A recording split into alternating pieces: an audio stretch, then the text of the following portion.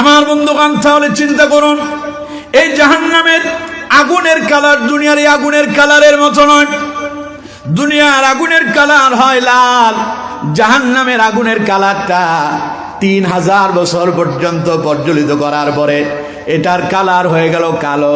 এত কালো হয়েছে, এই জাহান্নামের ভেতরে যদি কেউ পড়ে যায়, মুহূর্তের ভেতরে পুড়ে ছাই হয়ে যাবে, তার অস্তিত্ব পাওয়া যাবে না। এই জন্য আমার বন্ধুগণ, আল্লাহ রাব্বুল আলামিন মুমিনদেরকে ডেকে বলেছেন, ও মুমিনেরা, ইয়া আইয়ুহাল্লাযীনা আমানু, হে ঈমানদারেরা, হে বিশ্বাসীরা। ঈমানদার কারা? আমরা যারা পড়েছি লা ইলাহা, পড়েন লা ইলাহা ইল্লাল্লাহু মুহাম্মাদুর রাসূলুল্লাহ, এই কালেমা আমরা যারা মুখে উচ্চারণ করলাম, অন্তরে আমরা যারা বিশ্বাস করলাম, নবীজির ভাষায়, ইসলামের ভাষায়, কোরআনের ভাষায় আমরা হলাম মুমিন। আল্লাহ রাব্বুল আলামিন বলেন, মুমিনেরা, তোমরা আমার প্রতি ঈমান এনেছো, তোমরা আমার বিশ্বাস করেছো, তোমরা আমার প্রতি বিশ্বাস স্থাপন করেছো মুমিনেরা, এই জন্য আমি আল্লাহ তোমাদের উপরে খুশি হয়েছি। আমি চাই না তোমরা ঈমান আনার পরে জাহান্নামের আগুনে পুড়ে মরো।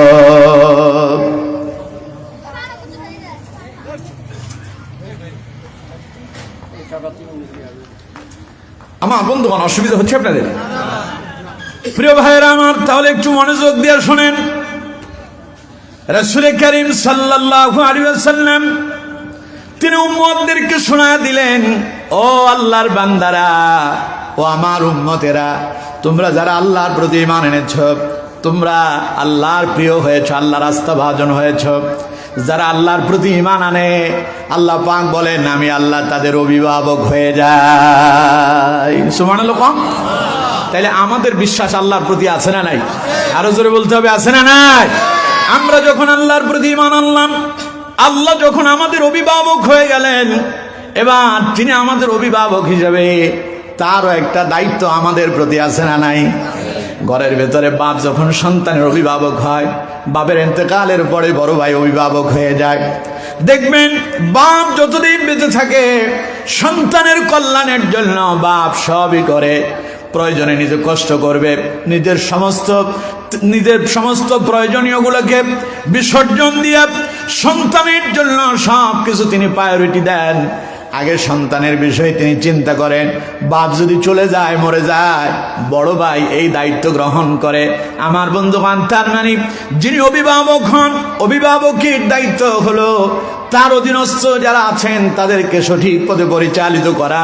আমার ভাইয়েরা, আল্লাহ পাক বলছেন, আমি মুমিনদের অভিভাবক, আর মুমিনদের জন্য আমি আল্লাহর একখান দায়িত্ব আছে।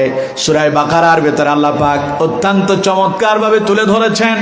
আল্লাহ রাব্বুল আলামিন বলছেন, আল্লাহু ওয়ালিয়ুল্লাযীনা আমানু يخرجهم من الظلمات إلى النور والذين كفروا أولياؤهم الطاغوت يخرجونهم من النور إلى الظلمات أولئك أصحاب النار هم فيها খালিদুন। কন্ত দেখি কথা কার? চিল্লায় বলতে হবে, কথা কার? আল্লাহ পাক বলছেন, আল্লাহু ওয়ালিয়ুল্লাযীনা আমানু, যারা আল্লাহর প্রতি ঈমান আনলো, আল্লাহর প্রতি যারা বিশ্বাস স্থাপন করলো, আল্লাহ পাক বলেন, বান্দারা শোনো, আমি আল্লাহ আমার সেই ঈমানদারদের অভিভাবক হয়ে গেলাম।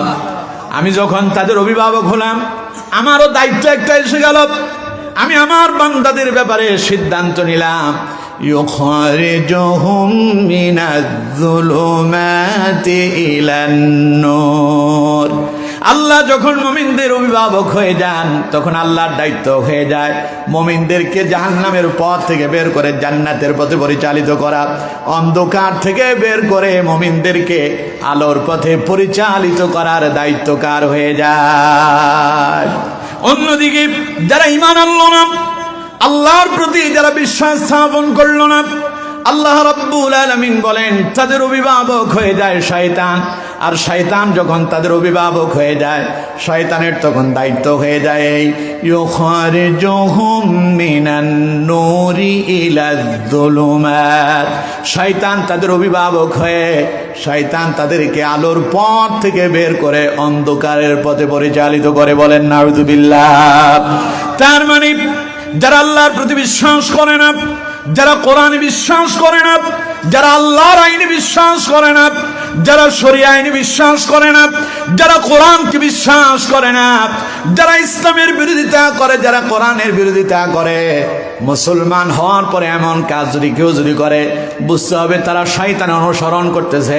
শয়তান তাদেরকে মুমিন হওয়ার পরেও শয়তানের অনুসরণ করার কারণে শয়তান তাদেরকে আলোর পথ তথা জান্নাতের পথ থেকে বের করে জাহান্নামের দিকে ধাবিত করতেছে।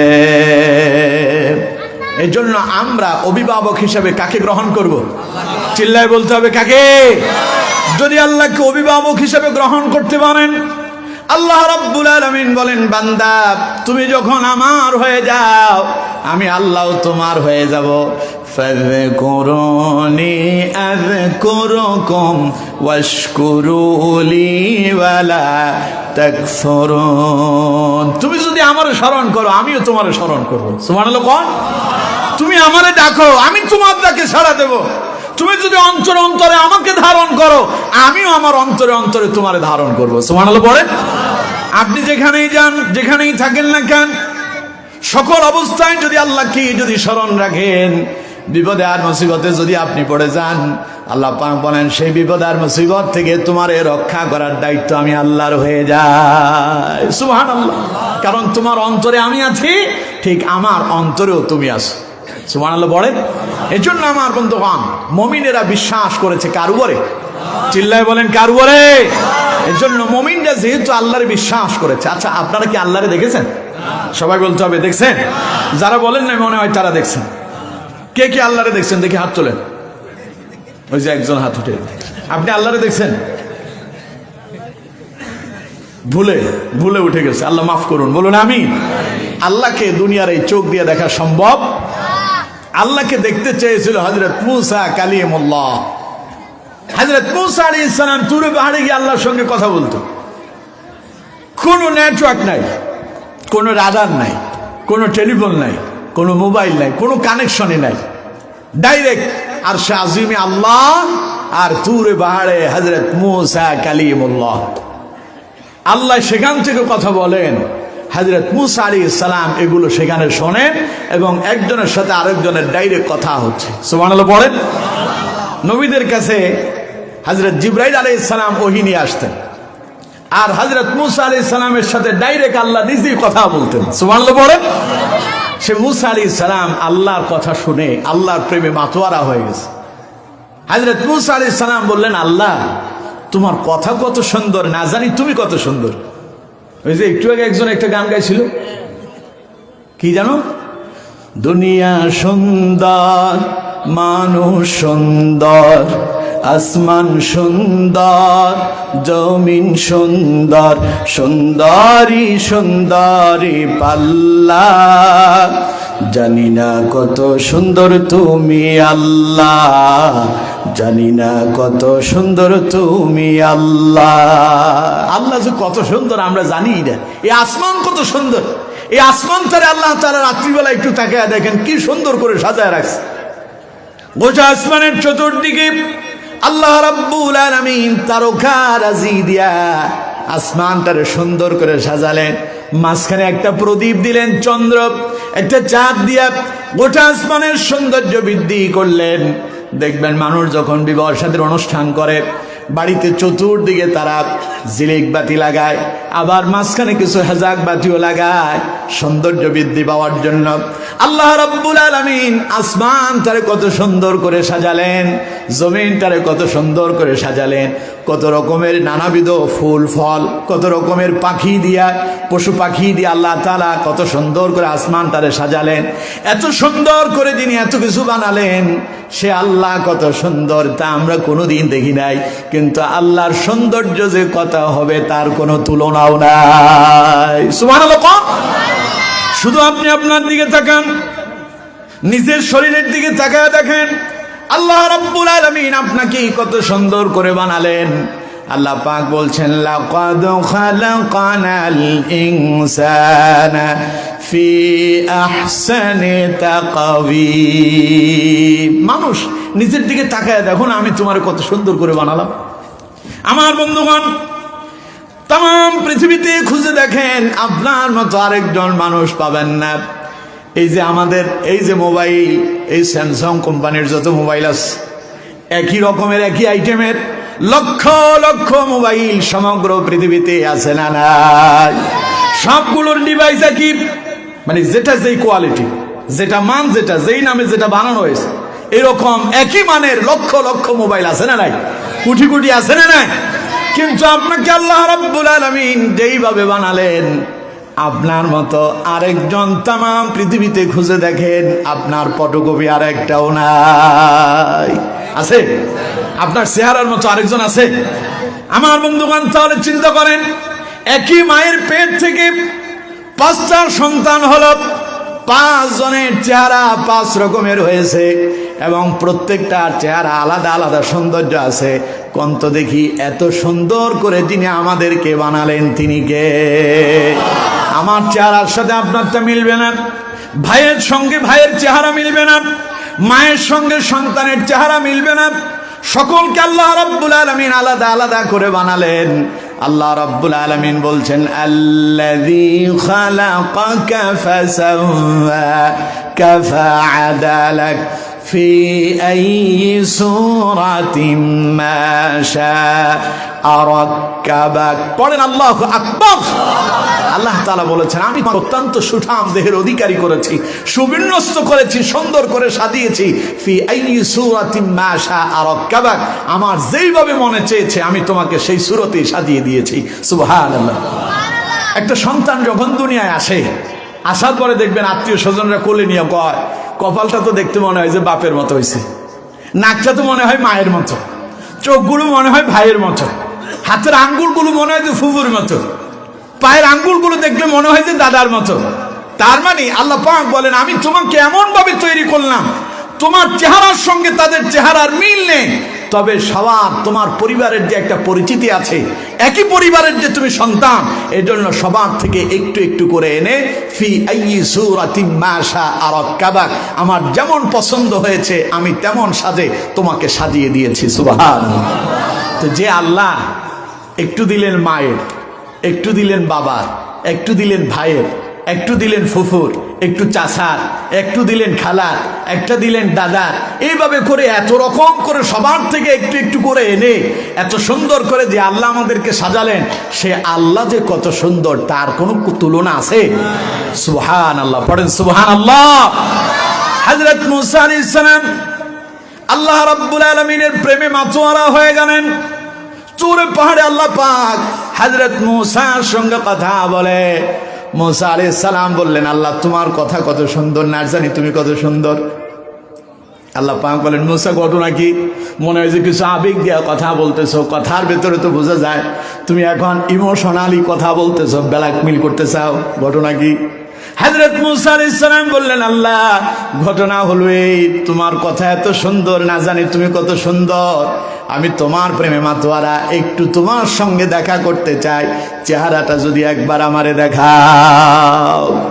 আল্লাহ তাআলা বললেন ক্বালা লান তারানি, মুসা সম্ভব নয়, তুমি আমারে দেখতে পারবা না। হযরত মুসা আলাইহিস সালাম বললেন কখনো নয়, আমি আপনারে দেখবই। আপনি এত সুন্দর কথা বলেন, আমি ছেড়ে দেওয়ার পাত্র নয়, দেখা আমার সঙ্গে দিতেই হবে। আল্লাহ পাক বললেন তাহলে আসো তুরে পাহাড়ে সাক্ষাৎ হবে। আল্লাহ পাক বললেন মুসা যখন আল্লাহর সঙ্গে দেখা করতে এলো, তুরে পাহাড়ে উঠে গেল। আল্লাহ রাব্বুল আলামিন তুরে পাহাড়ে হযরত মুসার সঙ্গে দেখা দেওয়ার জন্য তৈরি হলেন। আল্লাহ পাক তার আরশে আজিম থেকে 70,000 নূরের পর্দাকে কিঞ্চিত পরিমাণ সরায়া দিলেন। মুফাসসিরিনে কারাম লিখেছে, এই যে আমাদের হাতের যে কনিষ্ঠ আঙ্গুল আছে তার উপরে যে একটা নখ আছে, এই নখটারে 70,000 ভাগ করলে যতটুকুন হয়, ওই 70,000-এর 1 ভাগের চাইতো সামান্য কিঞ্চিত পরিমাণ আল্লাহ পাক তার আরশে আজিমের নূরের পর্দাটারে একটু সরায়া দিলেন।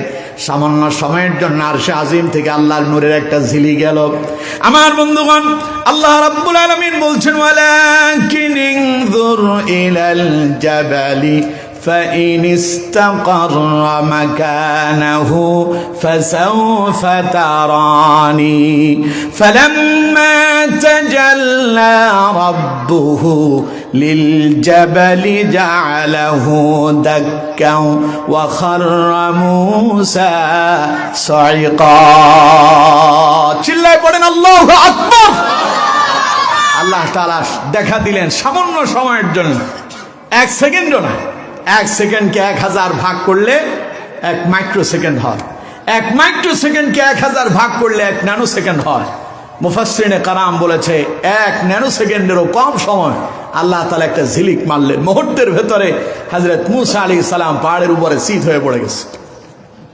আল্লাহ রাব্বুল আলামিনের নূরের তাজাল্লিতে গোটা পাহাড়ের সমস্ত গাছপালা তরুলতা সব পুড়ে ছাই হয়ে গেল, কিন্তু হযরত মুসা আলাইহিস সালামের শরীরের একটা পশমও পোড়া যায় নাই। পড়েন আল্লাহু আকবার। হযরত মুসা আলাইহিস সালাম আল্লাহকে দেখতে চেয়েছিলেন, কিন্তু আল্লাহর দেখা পেয়েছিলেন নাকি? কথা কয় না, দেখা পাইছিল? আমার বন্ধুগণ, তাহলে আমরা কেউ আল্লাহরে দেখি নাই, কিন্তু আল্লাহ আছেন বিশ্বাস করি কি করি না? কথা বলেন, করি কি করি না?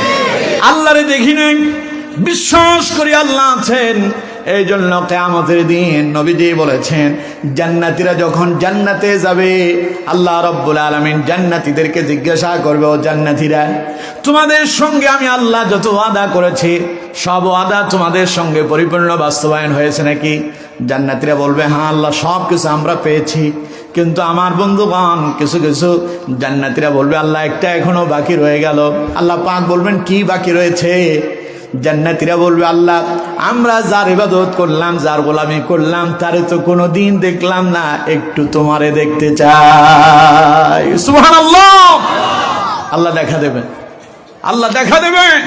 রাসূলুল্লাহ বলেছেন, আল্লাহ দেখা দেবেন এইভাবে, দুনিয়ার এই চর্ম চোখ দিয়ে আল্লাহরে আমরা দেখতে পাবো না, তবে পরকালে আল্লাহ তাআলা এখানে এমন এক চোখ ফিট করে দিবেন, সেখানে আল্লাহকে আমরা দেখবো এইভাবে। আকাশের 14 তারিখের পূর্ণিমার চাঁদ দেখতে যেমন কোনো অসুবিধা হয় না, কিয়ামতের দিন জান্নাতীরা আল্লাহরে এইভাবে দেখবে, কোনো অসুবিধা হবে না। সুবহানাল্লাহ।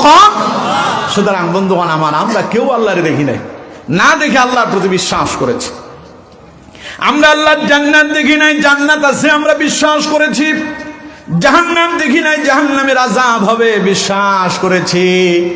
এই জন্য আমরা যেহেতু না দেখে আল্লাহর প্রতি ঈমান আনলাম, আল্লাহ তাআলা বলেন, আমার বান্দা না দেখে আমার প্রতি বিশ্বাস করেছো, এই জন্য আমি আল্লাহ তোমাদের প্রতি খুশি হয়ে গেলাম। সুবহানাল্লাহ।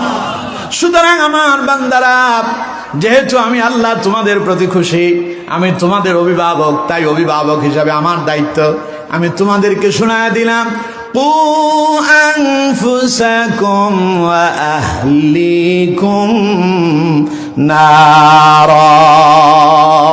আমার কাছে একখানা আগুন আছে, আমার কাছে একটা জাহান্নাম আছে, যার আগুন হবে অত্যন্ত ভয়াবহ, কঠিন আগুনের শাস্তি হবে যারা আমাকে অবিশ্বাস করবে, অমান্য করবে।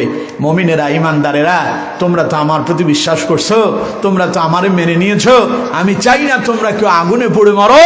আমি তোমাদেরকে ভালোবাসি, পছন্দ করি, তাই আমি চাই তোমরা জাহান্নাম থেকে নিজেও বাঁচো, তোমার আহাল পরিজনদেরকেও বাঁচাও। সুবহানাল্লাহ। আমার বন্ধুগণ, তার মানে আল্লাহ বুঝাতে চাইলেন, মুমিনরা তোমরা আমারে ভালোবাসো, আমিও তোমাদেরকে ভালোবাসি, তবে তোমাদের যে সন্তান আছে তোমরা তো তাদেরকেও ভালোবাসো। আপনার সন্তানের আপনি ভালোবাসেন না? কম না বেশি? কথা বলে না, কম না বেশি? কি যে ভালোবাসা সন্তানের প্রতি। বাপ খেতে বসছে, বাজার থেকে একটা কাতল মাছ কিনে নিয়ে আসছে 5 কেজি ওজনের। এই কাতল মাছের মাথাটা আপনার মিসেস আপনার জন্য খুব সুন্দরভাবে রান্না বান্না করে আপনার প্লেটে দিল। খাওয়ার সময় আপনি শুরু করলেন বিসমিল্লাহ পড়ে খাওয়া। ছোট্ট বাচ্চাটা এসে বলল, আব্বা কাতল মাছের মাথা আমি খাবো। তখন আপনার মিসেস বলতেছে, তোর বাপ খাবে সব।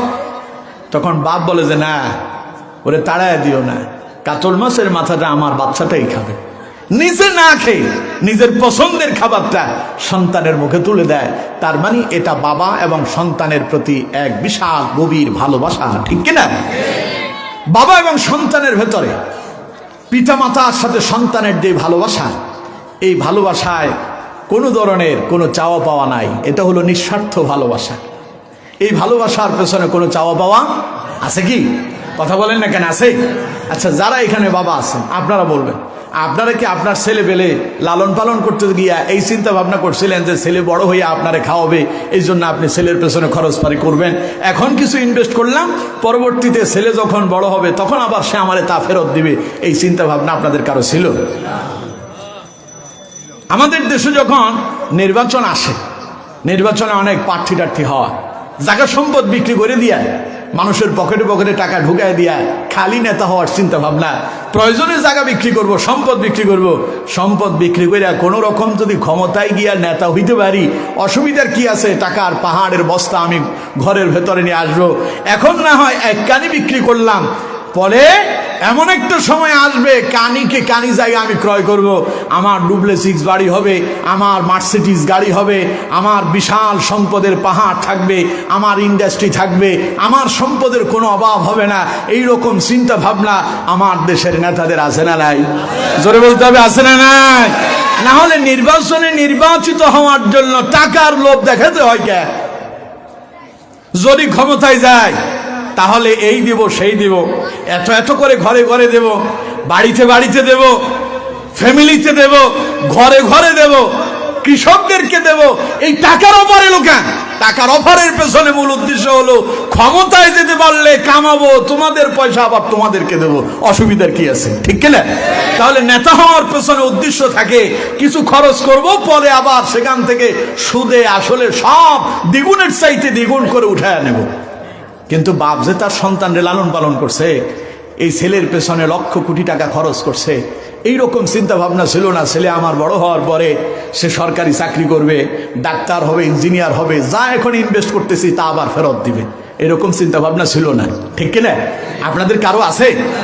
এই সন্তানের জন্য বাবা মায়ের নিঃস্বার্থ ভালোবাসা, যেই ভালোবাসার ভেতরে কোনো ধরনের কোনো স্বার্থ নাই, কোনো ধরনের কোনো চাওয়া পাওয়া নাই, শুধু একটাই চিন্তা ভাবনা। মা চিন্তা করে আমার সন্তানটা বেঁচে থাকুক, বাবা চিন্তা করে আমার ছেলেটা বেঁচে থাকুক।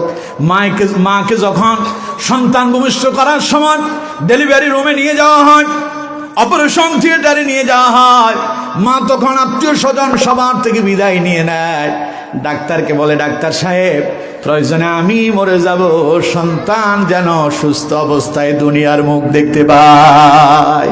কি ভালোবাসা! আল্লাহু আকবার! আমি ফেসবুকে ছোট্ট একটা ভিডিও দেখছিলাম, ভিডিওতে দেখলাম পাখির বাসায় ছোট্ট ছোট্ট পাখির বাচ্চা, পাখির ছানা, মা পাখিটা তার বাচ্চাদের জন্য খাবার নিয়ে আসছে। আয়শা দেখতে পেল বাচ্চাদের বাসার সামনে একটা সাপ বসে আছে। এই সাপ বাচ্চাগুলোরে সবল মারার জন্য বসে আছে, এগুলোরে সে খাবে, সবল মারবে, এরপরে এগুলোরে আহার বানাবে। মা পাখি জানে এই বাচ্চাগুলোকে ওই সাপের মুখ থেকে রক্ষা করাটা তার জন্য মোটেও সহজ নয়। আমি দেখলাম, আশ্চর্য হয়ে গেলাম, অবাক হয়ে গেলাম। মা পাখিটা উড়ে আসে, ওই সাপ তার মাথার উপরে সে একটা ঠুকুর মারে, তার মানে বারবার ঠুকরানোর পেছনে তার উদ্দেশ্য হলো আমার সন্তানের রক্ষা করতে হবে। এবার দেখতে পেলাম যখন বারবার ঠুকুর মারতে এলো, এমন সময় সাপটা ওই মা পাখিটার উপর আক্রমণ করলো, মুহূর্তের ভেতরে সেই সাপের খাবার হয়ে গেল। আমার বন্ধুবান, এবার কন্ত দেখি ওই ছোট্ট মা পাখিটা তার ছোট্ট ছোট্ট বাচ্চাদের জন্য নিজের জীবন বিসর্জন দিল, প্রয়োজনে নিজে মরে যাব, এরপরেও সন্তানগুলোকে দুনিয়ার মুখ দেখাতে হবে। ঠিক কিনা? এই ভালোবাসার ভেতরে কোনো স্বার্থ আছে? কথা বলেন, আছে? আমার বন্ধুগণ, এই জন্য সন্তানের মা বাবা, বাবা মায়ের সন্তানের সাথে এমন এক কানেক্টেড সম্পর্ক, পেছনে কোনো স্বার্থ নাই। আল্লাহ তাআলা বলেন, ও মুমিনেরা, ও ইমানদারেরা, ও বিশ্বাসীরা, তোমরা যেহেতু আমার বিশ্বাস করছো, আমি তোমাদেরকে ভালোবাসি, আর তোমরাও তোমাদের সন্তানদেরকে ভালোবাসো, তাই তোমাদেরকে সতর্ক করি, তুমি চাইতে পারবা না, দেখতে পারবা না তোমার সামনে তোমার একটা সন্তান আগুনে পড়ে মরুক, এটা তোমার কখনো সহ্য হবে না। ইমানদারেরা, সুতরাং আমার কাছে জাহান্নাম আছে, যদি আমার সেই জাহান্নাম থেকে আত্মরক্ষা করতে চাও, শুধু নিজে একা একা বাঁচার জন্য চিন্তা করো না, নিজেও সেই জাহান্নাম থেকে বাঁচো, আর তোমার সন্তানদেরকেও জাহান্নামের আগুন থেকে বাঁচাও। আল্লাহু আকবার। মা বাবার এই নিঃস্বার্থ ভালোবাসাকে আল্লাহ তাআলা বললেন শুধু দুনিয়াতে নয়, এটা জান্নাত পর্যন্ত তোমাদেরকে আমি পৌঁছায় দিতে চাই। সুবহানাল্লাহ। দুনিয়ায় তুমি তোমার সন্তানকে ভালোবেসেছ, এই ভালোবাসার এই বন্ধন যেন জান্নাত পর্যন্ত পৌঁছায় যায়। আল্লাহ তাআলা মুমিনদেরকে লক্ষ্য করে বললেন, ইয়া আইয়ুহাল্লাযীনা আমানু ও আনফুসাকুম ওয়া আহলিকুম নারা। ইমানদারেরা, মুমিনেরা, বিশ্বাসীরা, নিজেরাও জাহান্নাম থেকে বাঁচো, তোমার আহাল পরিজনদেরকেও জাহান্নামের আগুন থেকে বাঁচাও।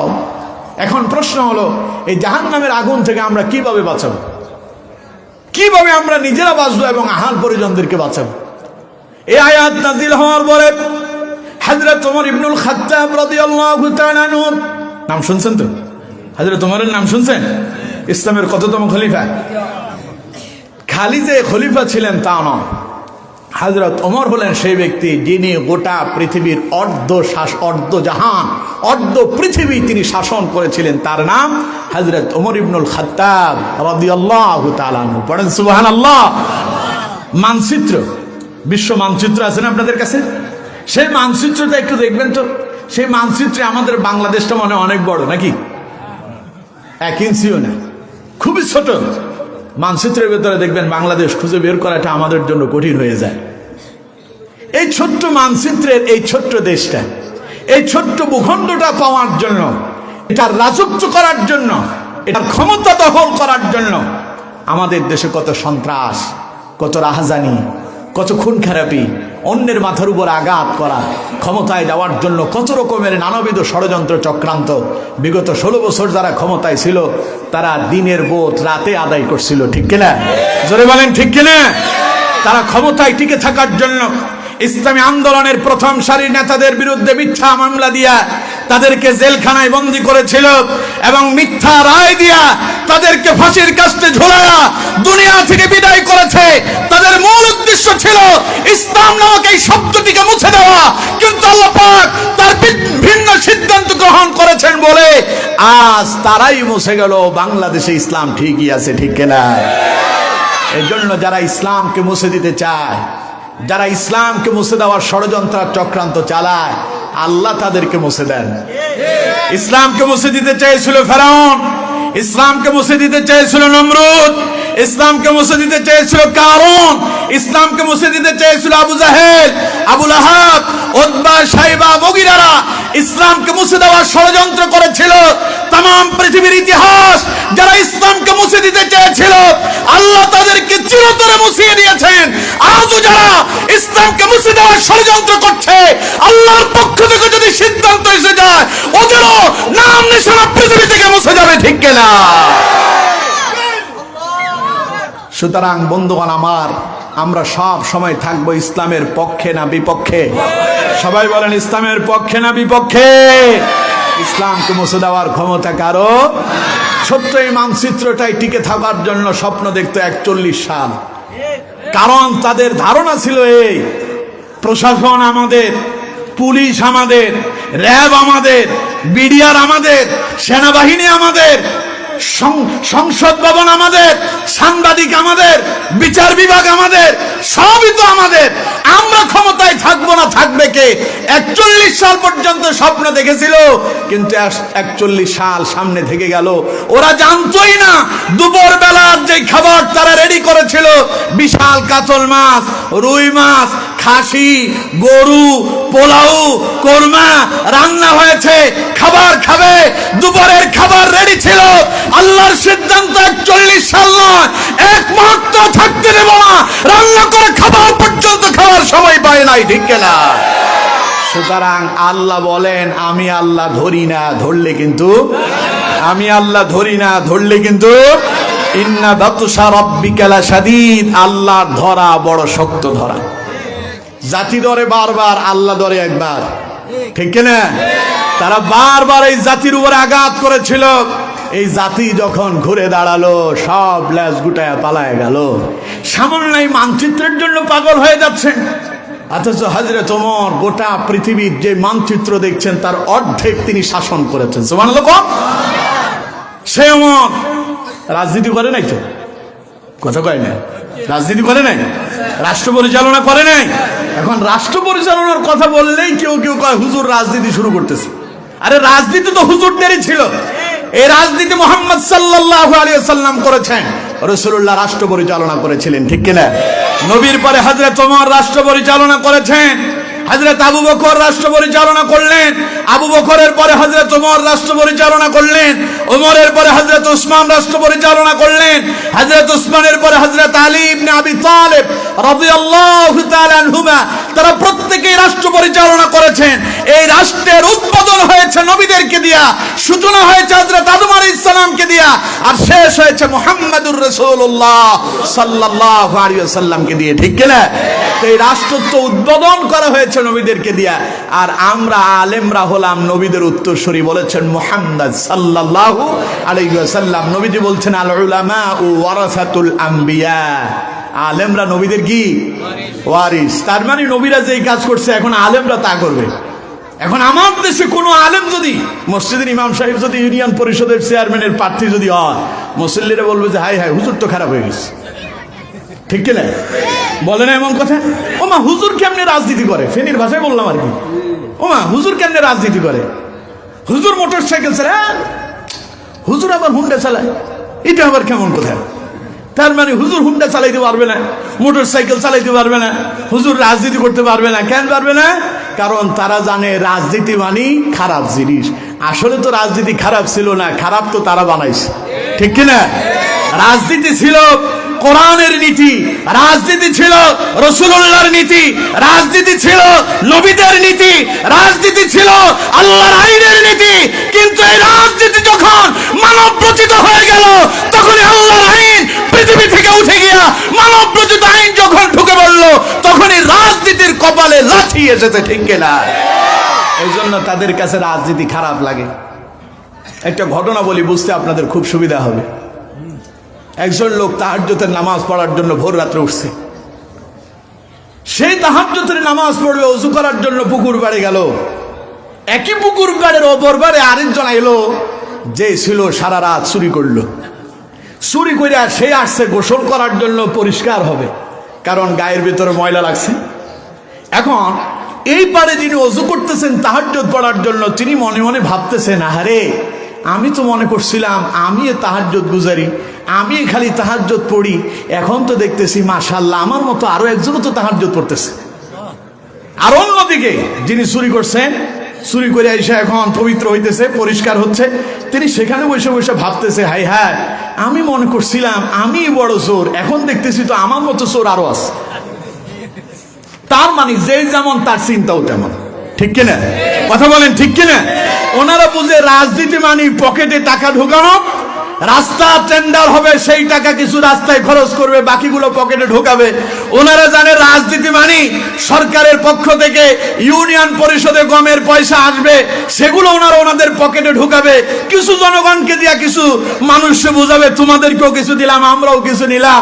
আর আমরা বুঝি রাজনীতি মানে জনগণের টাকা আত্মসাৎ করা নয়, রাজনীতি মানে জনগণকে পাহারা দেওয়া, ইসলাম দিয়ে রাষ্ট্র পরিচালনা করা। এই জন্য আমাদের কাছে রাজনীতি মানে কোরআন সুন্নাহ দিয়ে রাষ্ট্র পরিচালনা করা, ঠিক কিনা? আর ওনাদের কাছে রাজনীতি মানে খালি নিজের পকেট ভারী করা। এই জন্য যার চিন্তা যেমন তার, যেই যেমন তার চিন্তাও।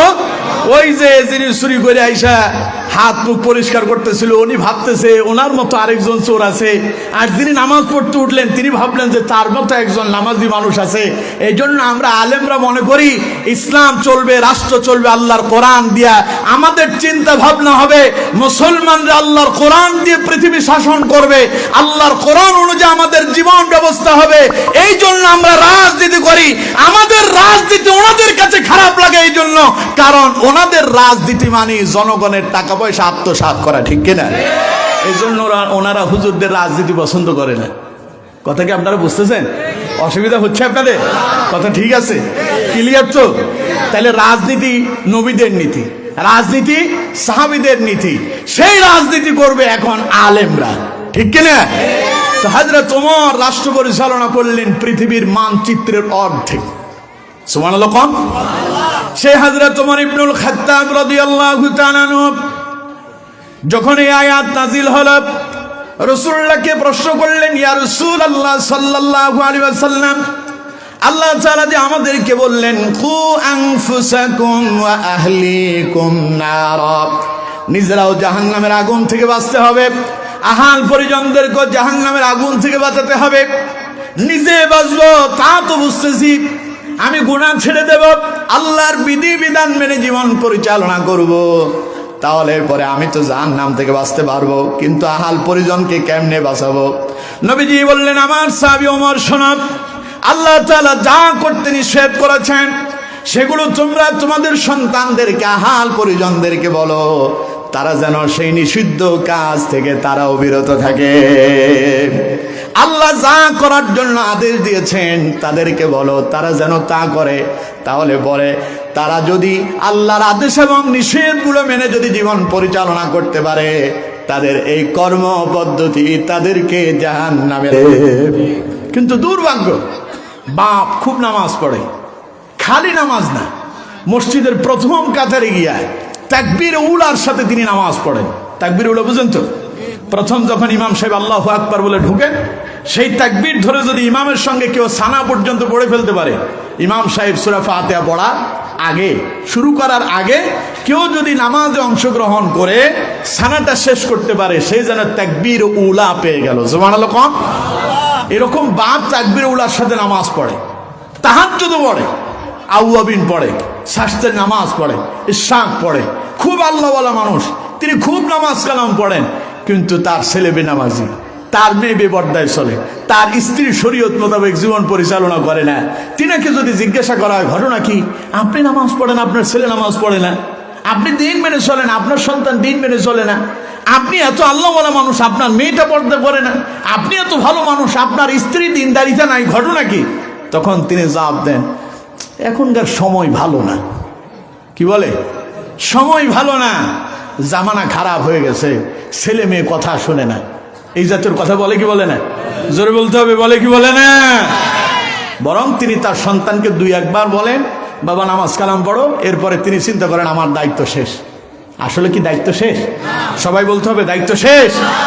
আচ্ছা, আপনার এই ছেলেটা যারে আপনি নামাজের ব্যাপারে দুই একবার বলে নিষেধ করলেন, সেই ছেলে ঘরের ভেতরে আগুন লাগছে, ঘুমায় আস, আপনি ঘরের বাইরে দাঁড়ায় দাঁড়ায় ছেলেটা সেখানে আগুনে পুড়ে মরুক, তা দেখবেন? কি করবেন?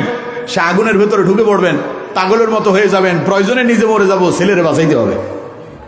তার মানে আপনার সন্তান যাতে করে জাহান্নামের আগুন থেকে বেঁচে যায়, এই জন্য প্রয়োজনে আপনার নিজের জীবন উৎসর্গ করে দিয়ে হলো সন্তানকে বাঁচানোর জন্য চেষ্টা চালাতে হবে, ঠিক কিনা? হযরত নূহ আলাইহিস সালামের নাম তো শুনছিলেন না? হযরত নূহ আলাইহিস সালাম আল্লাহর কি নবী, আল্লাহর পয়গম্বর। হযরত নূহ আলাইহিস সালাম নবী, কিন্তু স্ত্রী ছিল কাফের।